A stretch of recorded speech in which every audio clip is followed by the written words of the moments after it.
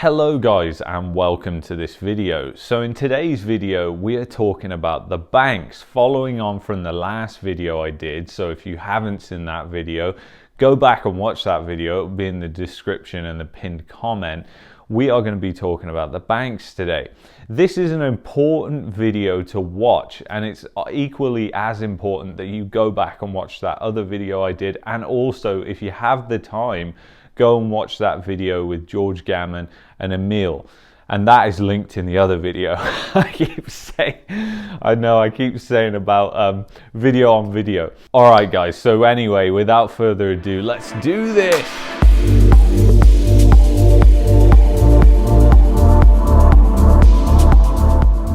All right guys, welcome back. So before we get started here, I just want to say I'm going to be doing a monthly newsletter, and I'm going to be doing this for the first 1,000 subscribers as my gift to you to give something back to those who are here right at the start. Basically, we're going to be looking at the debt, and we're also going to be looking at the cash that the banks have, and we're also going to be looking at the free cash flow that they have, because those things are actually what you get when you look at leverage ratios and everything like that. So if you were to look at leverage ratio, you would see correlation between these charts that I'm going to show you. And the other thing is free cash flow is pretty important if you need to pay debt off urgently because of a liquidity crisis, let's say. So anyway, with that in mind, let's dig into the data here. All right, so let's start with one of the worst first. The Bank of Nova Scotia. I hate this bank with a passion, but anyway. The Bank of Nova Scotia. So long-term debt is 58.19 billion, and their cash that they have on hand is 61.42 billion. So you can see there that the long-term debt that I've just put on the screen has been actually going down. They've been paying down debts, and that is a good thing. And they've got 58.19 billion in debt. And you can also see, now I'm going to put up a chart of the cash, that they have 61.42 billion in cash. Now guys, I just want to say that's not a wide spread. It's actually 5% more cash than debt, and they have 15.49 billion in free cash flow. So their ability to pay off that debt if needed is pretty well there. So there's not huge red flags, I would say, with them, but I just found loads of red flags all over their balance sheet and earnings in other places. I personally don't like this bank. I personally think this bank is overexposed in a number of different areas, but without getting into too much detail, let's move on. So the Royal Bank, I'm going to put up long-term debt so you can see it. So you can see there they've got 224 billion of debt. And now I'm going to put the cash up. You can see that they have 156 billion in cash, or 157 basically in cash. So they have 43% more debt than cash, which is quite a lot when you think about it. And they have 21 billion in free cash flow. So the Royal Bank in a liquidity crisis is highly leveraged, and that's all I'm going to say. That doesn't mean that they don't have assets that they can sell off, but that depends on whether they can sell those assets. So we're not just looking at cash either, we're looking at cash and cash equivalents. So next up is TD Bank, the Toronto Dominion Bank. So this bank operates in both America and Canada. They're a little more diversified, I would say. Long-term debt, they have 99 billion, and cash they have 139 billion in cash. So that is quite a substantial amount. In fact, they have 40% more cash than debt.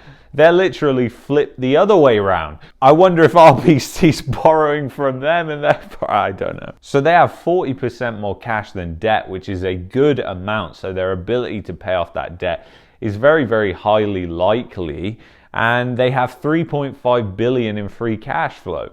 So TD Bank is one of the best banks when I looked into the banks. That's just my opinion. You should go and look yourself at the balance sheets. It's all publicly available information. It might not be that easy to decipher. So next up is the Bank of Montreal. Now the Bank of Montreal, I like to highlight, is a bank that has a huge investment arm, and they are very exposed to real estate for a multitude of reasons. We could do a whole video on the Bank of Montreal, but let's take a look at their balance sheet.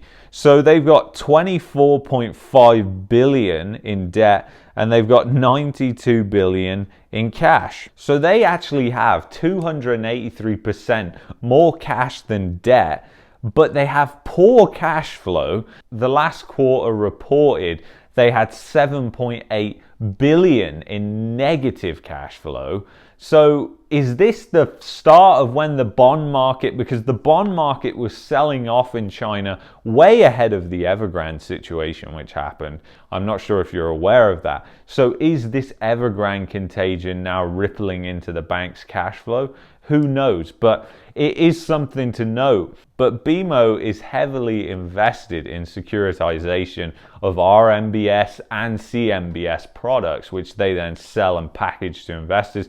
I mean, even you can actually buy a BMO RMBS ETF, which is AAA rated, and you can buy that through your broker if you want to get even more exposed to the housing market. So anyway, let's get on to CIBC, Canadian Imperial Bank of Commerce. So they have long-term debt, 67 billion, and they have cash of 40 billion. So they have 40% more debt than cash, which is funnily enough exactly the same as RBC, I think, if I remember.